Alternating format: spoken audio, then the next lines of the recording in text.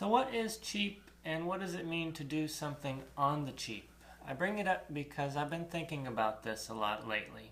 So you just saw me build these. These are spacers for the transfer case to bring it back down to level. And I did it on the cheap, or so you would think, but there's a little more to it.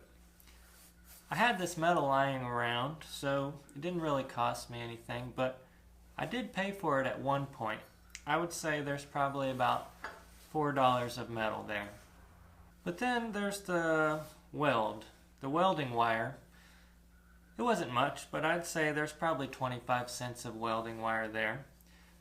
The gas for the welder, it's about $40 a bottle, so maybe 25 cents there as well. Then I used a flat disc to clean it up.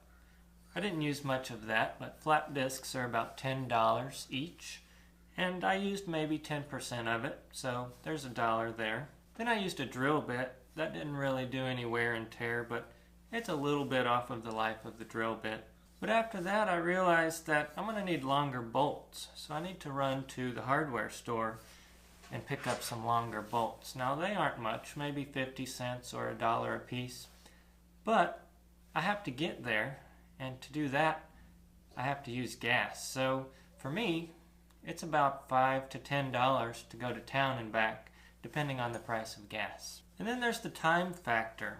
I don't really know how much I make an hour, but let's suppose I make $10 an hour. It took me an hour and a half to build this, and an hour and a half to go to town. So 3 hours, $10 an hour, that's 30 bucks. Plus all the consumables, we're up to about $40 or $45 already. Now I know there's a certain satisfaction in building your own stuff. Heck, that's why I built the Scorpion crawler there behind me. But when you say you built it instead of bought it because it's cheap, you really have to take into account more than just the cost. You have to take into account your time. Now if you've got a lot of time on your hands, maybe it really was cheap. Who's to say? So the reason I bring it up is because I got these. These are from Rough Country. It's the same thing. It's a transfer case drop bracket, and it came with the bolts shipped to my door for $20. If you'll remember, I got this at the same time that I got the rear track bar drop bracket for an extra 20 bucks. It came with 4 of these pucks and the bolts and the washers. So when you go to make something on the cheap, what you have to remember is it worth my time, or is it worth the small amount that I pay for it? It's up to you, really. Another reason I bring that up is because a few people have said that I shouldn't be buying anything new for the Cheap Jeep project. But as you're well aware, sometimes it's just easier and cheaper to buy new than to go looking on Craigslist for weeks at a time to find something that's just right. Now on the flip side of that, if you remember the other day, I went to pull apart looking for some used parts for the Cheap Jeep. And I packed up my entire tool bag, and I ended up only using one tool, which was an 8mm socket. Well, one commenter said that I had wasted my entire day. But in fact, in that case, those parts that I took off of that Comanche, I looked it up when I got home, and I ended up spending $180 at Pull Apart. When I got home, I looked them up on eBay, and those parts that I got off the Comanche were worth over $800. I did the math, and if I sell them on eBay, I could make $640. So in that case, it's kind of opposite of what I said a minute ago, in that I was looking for these used parts, and I ended up making a bunch of money. Anyway, let me know what you think about all that down in the comments below. Let's get back to work.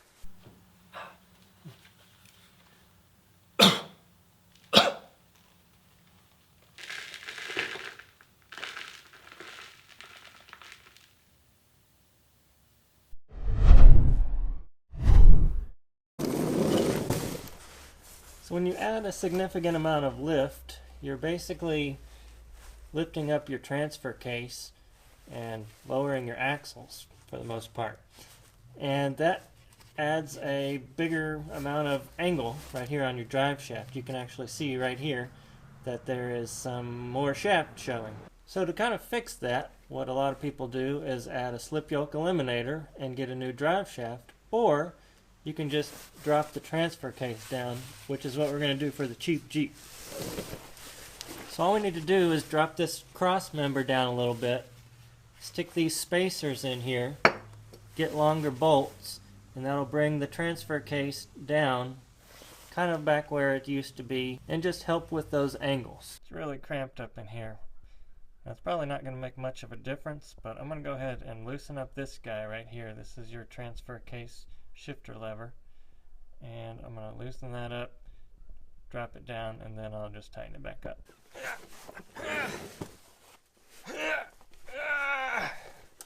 That's in there good. I almost forgot. The first thing you want to do is support the transfer case.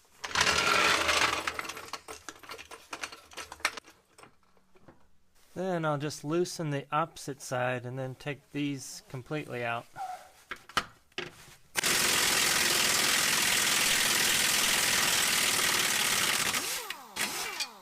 Make sure I've got the right bolts, which I do. You can just put bolt threads together like that to make sure that they're the same. Then I'll put my spacer in place.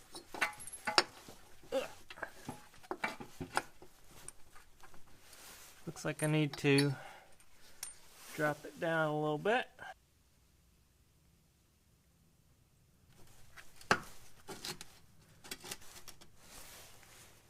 Put the bolts back in.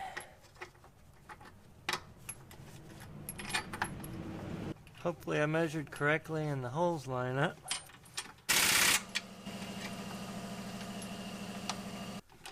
Now before I tighten those up completely, I'll go do the opposite side as well and then come back. Okay, I got the other side done. Now I'll just tighten this side. We'll be done.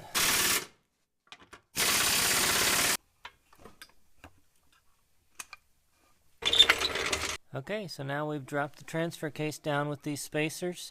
You can see right there that there is not that shiny part showing on the drive shaft, so it's back more like it was from the factory, and it's made the angles a lot better. Now this is the cheap way to do it, remember, with these spacers. The better way to do it though is with an SYE and a new drive shaft. If you don't know what that is, you should check it out. I've got some videos on it. The drive shaft is called a double cardan drive shaft, and it's required whenever you do the SYE, aka the slip yoke eliminator. But for the cheap Jeep project, this will be perfectly fine. And there is a close-up of the drive shaft. By the way, that is a slip yoke. This yoke slips in and out of the transfer case. Don't forget to tighten this guy back up. Okay, so there's one more thing I want to do before I finish up this lift, and they're in this box. Can you guess what it is? I'll give you a hint. They have taken the teeth of many of men. What are they? Hockey pucks.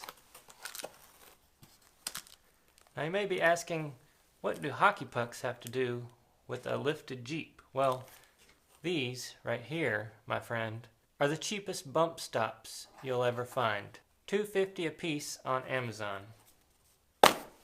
Ugh, they smell really weird. So to install these cheap bad boys, all we need to do is lift the Jeep, not the axle.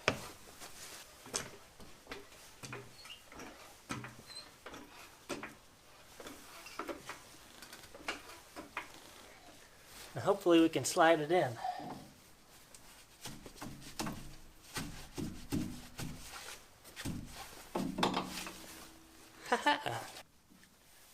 Now that's cheap. Now ideally what you would want to do is find your limiting factor, whether that be your shock or your tires. Usually your tires are going to be rubbing on your fenders, and to keep that from happening, you'd put more of these in there. Right now I'm just going to put one. They're 1 inch each. So let's say I had only 4 inches of up travel before my tire hit my fender. Then if I had 5 inches here in this gap, I would know that I just need one hockey puck to fill the difference, and then it would bottom out on the bump stop before the tire got into the fender.